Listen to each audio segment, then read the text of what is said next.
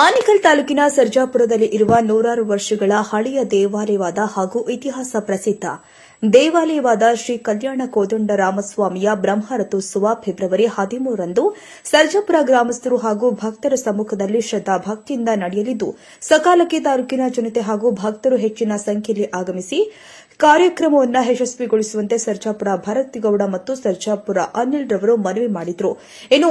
ಈ ಬಾರಿ ನೂತನವಾಗಿ ತೆರೆಯನ್ನ ಕಟ್ಟಲಾಗಿದ್ದು ಪ್ರತಿ ವರ್ಷವೂ ಸಹ ಶ್ರೀ ಕಲ್ಯಾಣ ಕೋದಂಡರಾಮಸ್ವಾಮಿಯ ಬ್ರಹ್ಮರಥೋತ್ಸವ ವಿಜೃಂಭಣೆಯಿಂದ ಆಚರಿಸಲು ಸಕಲ ಸಿದ್ದತೆಗಳನ್ನು ಹಮ್ಮಿಕೊಂಡಿದ್ದು ಕಾರ್ಯಕ್ರಮಕ್ಕೆ ಜನಪ್ರತಿನಿಧಿಗಳು, ಸ್ವಾಮೀಜಿಗಳು ಹಾಗೂ ಗಣ್ಯರು, ಸಮಾಜ ಸೇವಕರು ಭಾಗವಹಿಸಲಿದ್ದು ಸಕಾಲಕ್ಕೆ ತಾಲೂಕಿನ ಜನತೆ ಹಾಗೂ ಭಕ್ತರು ಹೆಚ್ಚಿನ ಸಂಖ್ಯೆಯಲ್ಲಿ ಆಗಮಿಸಿ ಸ್ವಾಮಿಯ ಕೃಪೆಗೆ ಪಾತ್ರರಾಗುವಂತೆ ಮನವಿ ಮಾಡಿದರು.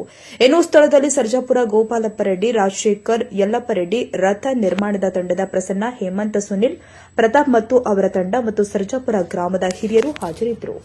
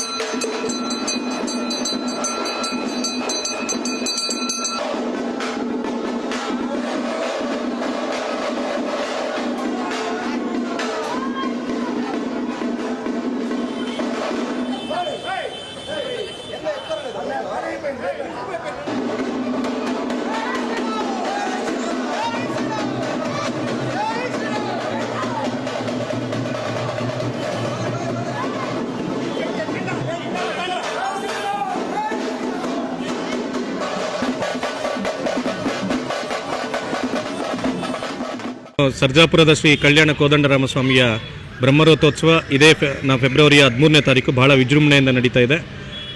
ನಿನ್ನೆ ಅಂದರೆ 9ನೇ ತಾರೀಕು ಧ್ವಜಾರೋಹಣದೊಂದಿಗೆ ಕಾರ್ಯಕ್ರಮಗಳು ಪ್ರಾರಂಭ ಆಗಿದೆ. ಇವತ್ತು ಹನುಮಂತ ವಾಹನ, ಶೇಷವಾಹನ, ಹಾಗೆ ನಾಳೆ ಶ್ರೀಸ್ವಾಮಿಯ ಸೀತಾರಾಮ ಕಲ್ಯಾಣೋತ್ಸವ ಇರುತ್ತೆ. ಅದಾದ ನಂತರ ಮರುದಿನ ಗರುಡೋತ್ಸವ ಇರ್ತದೆ. 13ನೇ ತಾರೀಕು ಮಕಾ ನಕ್ಷತ್ರದ ಅಭಿಜಿನ್ ಮುಹೂರ್ತದಲ್ಲಿ ಶ್ರೀಸ್ವಾಮಿಯ ಬ್ರಹ್ಮರಥೋತ್ಸವ ನಡೀತದೆ. ಈ ಬಾರಿಯ ವಿಶೇಷತೆ ಏನೆಂದರೆ ನೂತನವಾದಂಥ ರಥವನ್ನು ಎಲ್ಲರ ಸಹಕಾರದೊಂದಿಗೆ, ಮುಖ್ಯವಾಗಿ ರಾಜಶೇಖರ್ ರೆಡ್ಡಿ ಅವರ ಮಾರ್ಗದರ್ಶನ ಮತ್ತು ಅವರ ಕುಟುಂಬದವರ ಸಹಕಾರದೊಂದಿಗೆ ಊರಿನ ಎಲ್ಲ ಯುವಕರು ಮತ್ತು ಎಲ್ಲ ಗ್ರಾಮಸ್ಥರು, ಭಕ್ತಾದಿಗಳ ಸಂಪೂರ್ಣ ಸಹಕಾರದೊಂದಿಗೆ ನೂತನ ರಥ ನಿರ್ಮಾಣಗೊಂಡಿದೆ. ಇದಕ್ಕೆ ಅನೇಕರು ಒಂದು ನಟ್ಟು ಬೋಲ್ಟಿಂದ ಹಿಡಿದು ಎಲ್ಲ ರೀತಿಯ ಪರಿಕರಗಳನ್ನು ದೇವಸ್ಥಾನಕ್ಕೆ ಮತ್ತು ನೂತನ ರಥಕ್ಕೆ ಸಹಕಾರವನ್ನು ಕೊಟ್ಟಿರ್ತಾರೆ. ಅವರೆಲ್ಲರಿಗೂ ಮೊದಲನೇದಾಗಿ ಧನ್ಯವಾದವನ್ನು ತಿಳಿಸ್ತಾ, ಈ ರಥೋತ್ಸವಕ್ಕೆ ನಮ್ಮ ಆನೇಕಲ್ ತಾಲೂಕಿನ ಸಮಸ್ತ ಜನತೆ ಹಾಗೂ ಇಡೀ ನಗರದ ಜನತೆ ಬಂದು ಶ್ರೀಸ್ವಾಮಿಯ ಕೃಪೆಗೆ ಪಾತ್ರರಾಗಿ ಈ ರಥೋತ್ಸವದಲ್ಲಿ ಪಾಲ್ಗೊಂಡು ಪ್ರಸಾದವನ್ನು ಸ್ವೀಕರಿಸಿ ತೆರಳಬೇಕು. ಅದೇ ರೀತಿ 13ನೇ ತಾರೀಕು ರಥದ ನಂತರ ಅದೇ ರಾತ್ರಿಯ ಅಂದು ಮುತ್ಯಾಲಮ್ಮ ದೇವಿಯ ಕರಗ ಮಹೋತ್ಸವ ಹಾಗೆ 52 ಪಲ್ಲಕ್ಕಿ ಉತ್ಸವ ಕೂಡ ಮೆರುಗನ್ನು ಈ ಜಾತ್ರೆಗೆ ಕೊಡ್ತಾ ಇದೆ. ಇದು ಸುಮಾರು 106 ವರ್ಷಗಳಿಂದ ನಡೆದುಕೊಂಡು ಬಂದಿರುವಂತಹ ಒಂದು ಪರಂಪರಾಯೋಗಿತ ಜಾತ್ರೆ. ಇದು ಇಡೀ ತಾಲೂಕಿನಲ್ಲಿ ಮತ್ತು ನಗರದಲ್ಲಿ ಜಾತ್ರೆಗಳೇ ಇಲ್ಲದಂಥ ಸಂದರ್ಭದಲ್ಲೂ ಕೂಡ ನಮ್ಮ ಸರ್ಜಾಪುರದಲ್ಲಿ ಜಾತ್ರೆ ನಡೀತಾ ಇತ್ತು. ಇವತ್ತು ಎಲ್ಲರ ಹತ್ರ ಭಗವಂತನ ಕೃಪೆಯಿಂದ ದುಡ್ಡಿದೆ, ಎಲ್ಲ ಊರಲ್ಲೂ ಜಾತ್ರೆ ನಡೀತಾ ಇದೆ. ಆದರೆ ಏನೂ ಇಲ್ಲದೆ ಇರುವಂಥ ಸಂದರ್ಭದಲ್ಲೂ ಕೂಡ ಇದ್ದಂಥ ಜಾತ್ರೆಗಳಲ್ಲಿ ಪ್ರಮುಖವಾಗಿ ಸರ್ಜಾಪುರದ ಜಾತ್ರೆ ಮತ್ತು ಕರಗ ಭಾಳ ವಿಶೇಷವಾದದ್ದು. ಈ ಜಾತ್ರೆಗೆ ಬಹಳಷ್ಟು ಜನ ಸಹಕಾರವನ್ನು ದಾನಿಗಳು ಮತ್ತು ಸೇವಾಕರ್ತರು ಅವರ ಕುಟುಂಬದವರು ನೂರಾರು ವರ್ಷಗಳಿಂದ ನಡ್ಸ್ಕೊಂಡು ಬಂದಿದ್ದಾರೆ. ಅವರು ಹೀಗೆ ಮುಂದುವರಿಸ್ಕೊಂಡು ಹೋಗಲಿ. ಇದಕ್ಕೆ ಸಹಕಾರವನ್ನು ಮತ್ತು ಮಾನ್ಯ ಪೊಲೀಸ್ ಇಲಾಖೆಯವರು, KEB ಅವರು ಮತ್ತು ಕಂದಾಯ ಇಲಾಖೆಯವರು ಎಲ್ಲರೂ ಸಹಕಾರವನ್ನು ಕೊಡ್ತಾ ಇದ್ದಾರೆ. ಅವ್ರಿಗೂ ಧನ್ಯವಾದನ ತಲುಪಿಸ್ತಾ ಎಲ್ಲರೂ ತಪ್ಪದೆ ಈ 13ನೇ ತಾರೀಕು ನಡೆಯುವಂಥ ರಥೋತ್ಸವಕ್ಕೆ ಪಾಲ್ಗೊಂಡು ಈ ಜಾತ್ರೆಯನ್ನು ಯಶಸ್ವಿ ಮಾಡಬೇಕಾಗಿ ಕೇಳ್ಕೊತೇನೆ. ಎಲ್ರಿಗೂ ಗೊತ್ತಿರುವಂತೆ ಸರ್ಜಾಪುರದ ಶ್ರೀ ಕೋದಂಡರಾಮಸ್ವಾಮಿ ಬ್ರಹ್ಮರಥೋತ್ಸವವು ಇದೇ ವಾರದ ಗುರುವಾರ ಮಧ್ಯಾಹ್ನ ಪ್ರಾರಂಭ ಆಗುತ್ತೆ. ನಿಮಗೆಲ್ಲ ತಿಳಿದಿರುವಂತೆ ಇಡೀ ಆನೇಕಲ್ ತಾಲೂಕಿನ ಅತಿ ಹೆಚ್ಚು ಪ್ರಸಿದ್ಧವಾದ ಜಾತ್ರೆಗಳಲ್ಲಿ ಸರ್ಜಾಪುರ ಜಾತ್ರೆ ಕೂಡ ಒಂದು. ಕಳೆದ ಬಾರಿವರೆಗೂ ನಮ್ಮ ತುಂಬ ಹಿರಿಯರು ಮಾಡಿದಂಥ ರಥ ಅದನ್ನೇ ಆಲ್ಟ್ರ್ ಮಾಡ್ಕೊಂಡು ಹೋಗ್ತಾ ಇದ್ವಿ. ಈ ಬಾರಿ ಎಲ್ಲ ಗ್ರಾಮಸ್ಥರ ಸಹಕಾರದಿಂದ ಇಡೀ ರಥವನ್ನು ಕಳಶ ಒಂದು ಬಿಟ್ಟು ಹೊಸ ರಥ ಮಾಡಿರ್ತೀವಿ. ತುಂಬ ಆಕರ್ಷಣೀಯವಾಗಿ ತುಂಬ ಅಚ್ಚುಕಟ್ಟಾಗಿ ಬಂದಿದೆ. ಬರೀ ರಥ ಒಂದೇ ಅಲ್ಲ, ದೇವಸ್ಥಾನದ ಕಾರ್ಯಕ್ರಮಗಳಿಂದ ಹಿಡಿದು ಗ್ರಾಮದ ಎಲ್ಲ ಸಣ್ಣ ಸಣ್ಣ ಮೈನ್ಯೂಟ್ ವಿಷಯಗಳ ಬಗ್ಗೆ ಎಲ್ಲ ಗಮನ ಹರಿಸಿ ಎಲ್ಲ ವ್ಯವಸ್ಥೆಗಳನ್ನು ಅಚ್ಚುಕಟ್ಟಾಗಿ ಮಾಡಲಾಗಿದೆ. ದೇವಸ್ಥಾನದ ಪ್ರಸಾದ ವ್ಯವಸ್ಥೆ ಇರ್ಬೋದು, ಉತ್ಸವಗಳ ವ್ಯವಸ್ಥೆ ಇರ್ಬೋದು, ರಸ್ತೆ ರಾಜಬೀದಿಗಳ ಕ್ಲೀನಿಂಗ್ ಇರ್ಬೋದು, ಪಂಚಾಯಿತಿ, ರೆವಿನ್ಯೂ ಮತ್ತು ಆರೋಗ್ಯ ಇಲಾಖೆ, ಪೊಲೀಸ್ ಇಲಾಖೆ ಎಲ್ಲ ಇಲಾಖೆಗಳವರ ಸಹಕಾರದಿಂದ, ಮುಜರಾಯಿ ಇಲಾಖೆ ಕೂಡ ಆಗಿರೋದ್ರಿಂದ, ಅದೇ ರೀತಿ ನಮ್ಮ ರಸ್ತೆಗಳಿಗೆ ವಿದ್ಯುತ್ ದೀಪ ಅಲಂಕಾರ ಎಲ್ಲ ವಿಷಯ ಹೇಳ್ತಾ ಹೋದರೆ ಒಂದು ಲಿಸ್ಟೇ ಹೇಳ್ಬೋದು. ಎಲ್ಲವನ್ನು ಪ್ರತ್ಯೇಕವಾಗಿ ಗಮನಿಸಿ ಅದರ ಬಗ್ಗೆ ಯೋಜನೆ ಮಾಡಿ ಜಾತ್ರೆಯನ್ನು ನಡೆಸ್ತಾ ಇದ್ದೀವಿ. ಪ್ರತಿ ವರ್ಷ ಹೆಚ್ಚು ಹೆಚ್ಚು ಪ್ರಸಿದ್ಧಿ ಪಡ್ಕೊಳ್ತಾ ಹೆಚ್ಚು ಜನಸಂಖ್ಯೆ ಕೂಡಿದ ಜಾತ್ರೆ ನಡೀತಾ ಇದೆ. ಇದರ ಇತಿಹಾಸ ಹೇಳಬೇಕು ಅಂದರೆ ನಮ್ಮ ಹತ್ರ ದಾಖಲೆಯ ಪ್ರಕಾರ 800 ವರ್ಷಗಳ ಹಿಂದೆ ಗರ್ಭಗುಡಿ ಇದ್ದಿದ್ದ ರಾಮರ ದೇವಸ್ಥಾನ, ಅದಕ್ಕೂ ಹಿಂದಿನ ಹಳೆಯದು ನಮ್ಮ ವೀರಾಂಜನೇಯ ಸ್ವಾಮಿ ದೇವಸ್ಥಾನ ಮತ್ತು ಬಿಲ್ಲೇಶ್ವರ ಸ್ವಾಮಿ ದೇವಸ್ಥಾನ. ನಮ್ಮ ಹತ್ರ ಆಸ್ಪರ್ ರೆಕಾರ್ಡು 1826 ರೆಕಾರ್ಡ್ ಪ್ರಕಾರ ಸರ್ಜಾಪುರದ ಇದ್ದಿದ್ದ ದೇವಸ್ಥಾನಗಳ ಪೈಕಿ ಚನ್ನಕೇಶವ ಸ್ವಾಮಿ ದೇವಸ್ಥಾನ, ರಾಮ ದೇವಸ್ಥಾನ ಮತ್ತು ಸೋಮೇಶ್ವರ ದೇವಸ್ಥಾನ ಉಲ್ಲೇಖ ಇದೆ, ಬಿಲ್ಲೇಶ್ವರ ಸ್ವಾಮಿ ಉಲ್ಲೇಖ ಇದೆ ಮತ್ತು ಶಂಭುಲಿಂಗೇಶ್ವರ ಸ್ವಾಮಿ ದೇವಸ್ಥಾನದ ಉಲ್ಲೇಖ ಇದೆ. ಇದನ್ನು ಕೋಟೆಯಲ್ಲಿದ್ದಂಥ ಚನ್ನಕೇಶವ ಸ್ವಾಮಿಯ ದೇವಸ್ಥಾನ ಮುಸಲ್ಮಾನರ ಆಳ್ವಿಕೆಯಲ್ಲಿ ದಬ್ಬಾಳಿಕೆಯಲ್ಲಿ ಡೆಮಾಲೇಷನ್ ಮಾಡಿದಾಗ, ಅತಿಕ್ರಮಣ ಆದಾಗ ಅಲ್ಲಿನ ಉಳಿದಿದ್ದಂಥ ಅವಶೇಷಗಳನ್ನು ಕಟ್ಟಡಗಳನ್ನ ತೊಗೊಂಬಂದು ಇಲ್ಲಿನ ಗೋಡೆಗಳನ್ನು ನಿರ್ಮಿಸಿದಂಥ ಪ್ರತೀತಿ ನಮ್ಮ ಸರ್ಜಾಪುರದ ಅನೇಕ ಹಿರಿಯರಿಗೆ ಗೊತ್ತಿದೆ. ಅಂದರೆ ಗರ್ಭಗುಡಿಯಿಂದ ಹಿಡಿದು ಮಿಕ್ಕಿದೆಲ್ಲ ಅಲ್ಲಿದ್ದ ಅವಶೇಷಗಳು ತೊಗೊಂಬಂದು ಇಕ್ಕಿರೋದು.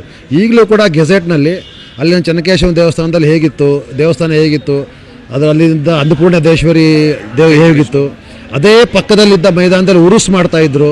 ಮುಸಲ್ಮಾನರು ಮತ್ತು ಹಿಂದೂಗಳು ಏನೋ ಒಟ್ಟೊಟ್ಟಾಗಿ ಅಲ್ಲಿ ಕೆಲಸ ಮಾಡ್ತಾಯಿದ್ರು ಅಂತ. ಹಾಗೆ ಕಾಲಕ್ರಮೇಣ ಮುಸಲ್ಮಾನರ ಸಂಖ್ಯೆ ಹೆಚ್ಚಾದಾಗ ಅಲ್ಲಿನ ಉರುಸ್ ಜಾಗದ ಪಕ್ಕದ ದೇವಸ್ಥಾನ ಡೆಮಾಲಿಷನ್ ಆಗಿರ್ಬೋದು. ಮತ್ತು ಅಲ್ಲಿನ ಆಗಿನ ಕಾಲಕ್ಕೆ ಜನಸಂಖ್ಯೆ ಕೂಡ ನಂತರ ಗೆಜೆಟಲ್ಲಿ ಉಲ್ಲೇಖ ಇದೆ. ನಿಮ್ಮ ಗೆಜೆಟ್ ತೋರಿಸ್ತೀನಿ. ಇದೆಲ್ಲ ಆದಮೇಲೆ ಸುಮಾರು 250 ಜನ ಮುಸಲ್ಮಾನರಿದ್ದರು, 1000 ಚಿಲ್ಲರೆ ಜನ ಹಿಂದೂಗಳಿದ್ದರು. ಅಂದರೆ ಅದರಲ್ಲಿ ಹೆಂಗಸರು ಗಂಡಸರು ಸೇರಿ ಈ ರೀತಿ ಅಂತ ಇತಿಹಾಸ ಇದ್ದು ಕಾಲಕ್ರಮೇಣ ಸುಮಾರು ವರ್ಷಗಳ ಸರ್ಜಾಪುರ ಗ್ರಾಮಸ್ಥರ ಸಹಕಾರದ ಇಂಥ ಸ್ವಲ್ಪನೇ ಅಭಿವೃದ್ಧಿ ಹೊಂದು ಈಗಿನ ಏನು ನಾವು ನೋಡ್ತಾ ಇದ್ವಿ ದೇವಸ್ಥಾನ ಇಷ್ಟು ಉನ್ನತವಾದ ಅತ್ಯುತ್ತಮ ಅಚ್ಚುಕಟ್ಟಾಗಿರೋ ದೇವಸ್ಥಾನ ಆಗಿದೆ. ಇದಕ್ಕೆಲ್ಲರ ಸಹಕಾರ ಇದೆ. ನಿಮ್ಮದು ಮಾಧ್ಯಮದವರು ದಯವಿಟ್ಟು 19ನೇ ತಾರೀಕು ಬಂದು ಎಲ್ಲ ಕಾರ್ಯಕ್ರಮಗಳ ಕವರೇಜ್ ಕೊಟ್ಟು ಸ್ವಲ್ಪ ಹೆಚ್ಚು ಪ್ರಮೋಟ್ ಮಾಡಬೇಕು ಅಂತೇಳಿ ನಮ್ದು ಕೇಳ್ಕೊಳ್ತೇವೆ. 900 ವರ್ಷ ಆಗಿದೆ ಇತಿಹಾಸ. ಮೊದಲು ಚಿಕ್ಕದಾಗಿದ್ದ ದೇವಸ್ಥಾನ ದೊಡ್ಡ ಮಾಡೋದು ಯಾವುದೋ ಶ್ರೀರಾ ವೆಂಕಟಪ್ಪ ನಮ್ಮ ತಾತ, ಅಲ್ಲಿ ನಮ್ಮ ತಂದೆ, ಆಮೇಲೆ ನಾನು, ಇವಾಗ ನನ್ನ ಮಗನು ಎಲ್ಲ ದೊಡ್ಡ. ಇವಾಗ ಇಲ್ಲಿ ಏನು ಇತಿಹಾಸ ಅಂದರೆ ಮದುವೆ ಏನು ಇಲ್ದವರು ಹೆಣ್ಮಕ್ಳು ಬಂದು ಪೂಜೆ ಮಾಡಿ ಅಭಿಷೇಕ ಮಾಡಿ 9 ದಿವಸ ಮಾಡಿದ್ರೆ ಅವ್ರಿಗೆ ಯಾವುದನ್ನು ಮದುವೆ ಆಗ್ತಾರೆ ಹೆಣ್ಮಕ್ಳಿಗೆ. ಇದು ಅದಕ್ಕೆ ಕಲ್ಯಾಣ ಕೋದಂಡರಾಮ ಅಂತ ಹೆಸರು. ಎಲ್ಲರನ್ನೂ ಕರೆಸಿ ಸ್ವಲ್ಪ ಜನ ಜಾತ್ರೆ ಬರೋ ಥರ ಮಾಡಿ ದಯವಿಟ್ಟು ನಾನು ಕೇಳ್ಕೊತೀನಿ. ಜೈ ಹಿಂದ್. 900 ವರ್ಷಗಳ ಇತಿಹಾಸ ದೇವಸ್ಥಾನ, ಶ್ರೀ ಕಲ್ಯಾಣ ದೇವಸ್ಥಾನ. ಈ ದೇವಸ್ಥಾನ ರಥೋತ್ಸವ ಮುಗಿದ ಮೇಲೆ ಕೊರೋನಾ ಬಂದೈತೆ. ಅದಕ್ಕೆ ಮುಂಚೆ ಇಲ್ಲ ಕೊರೋನಾ. ದೇವಸ್ಥಾನ ರಥೋತ್ಸವ ಮುಗಿ ಎಲ್ಲ ಫಂಕ್ಷನ್ ಮುಗಿದ ಮೇಲೆ ಕೊರೋನಾ ಬಂದೈತೆ. ಎಲ್ಲ ರಥೋತ್ಸವ ನಿಂತೈತೆ. ಬೇಟೆ ವೆಂಕಟೇಶ್ವರ ಸ್ವಾಮಿ ದೇವಸ್ಥಾನ ಆಯಿತು. ಎರಡನೇದು ಸರ್ಜಾಪುರ ದೇವಸ್ಥಾನ ಕಲ್ಯಾಣ ಕೋದಂಡ ಸ್ವಾಮಿ ರಥೋತ್ಸವ ಆದಮೇಲೆ ನಿಂತೈತೆ. ಕೊರೋನಾ ಒಳಗೆ ಎಲ್ಲ ಜಾತ್ರೆಗಳು ನಿಂತು. ಕಲ್ಯಾಣ ಕೋದಂಡ ಸ್ವಾಮಿ ದೇವಸ್ಥಾನ ಮಾತ್ರ ರಥೋತ್ಸವ ನಿಲ್ಲಿಲ್ಲ. ವಿಜೃಂಭಣೆ ನಡೀತೈತೆ. ಜನ ಸಹಕಾರ ಕೊಡಬೇಕು. ಎಲ್ಲ ಜನ ಜಾಸ್ತಿ ಸೇರಿ ವಿಜೃಂಭಣೆ ಆಗಬೇಕು ಅಂತೇಳಿ ನನ್ನ ಆರೈಕೆ. ತೇರು ವಿಚಾರ ಹೇಳ್ತೀನಿ. ಈ ತೇರು ಎಂಥ ಸೀಸನಲ್ಲೂ ಕೊರೋನಾ ಬಂದಾಗ ಎಲ್ಲ ಜಾತ್ರೆಗಳು ನಿಂತೋಯ್ತು. ಕೊರೋನಾ ಬಂದಿದ್ದ ತಕ್ಷಣ ಸುಮಾರು ಜಾತ್ರೆಗಳು ನಿಂತೋಯ್ತು.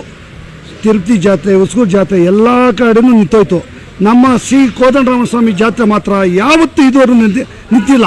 ಕೊರೋನಾದಲ್ಲೂ ಆಗಿದ ತಕ್ಷಣ ನಿಂತಿದೆ ಹೊರತು ಯಾವತ್ತೂ ಈ ಜಾತ್ರೆ ನಿಂತಿಲ್ಲ. ಇದೊಂದು ಹೇಳ್ಬೇಕಾದ್ರೆ ನಂಬರ್ 1. ಎರಡನೇದು ಇತಿಹಾಸದಲ್ಲಿ ನಂಬರ್ 1 ಕೊರೋನಾ ಜಾತ್ರೆ ಎಲ್ಲ ಕಡೆ ಬ್ಯಾನ್ ಆಗಿದೆ. ನಮ್ಮ ದೇವಸ್ಥಾನದ ಜಾತ್ರೆ ಒಂದು ದಿವಸ ನಿಂತಿಲ್ಲ.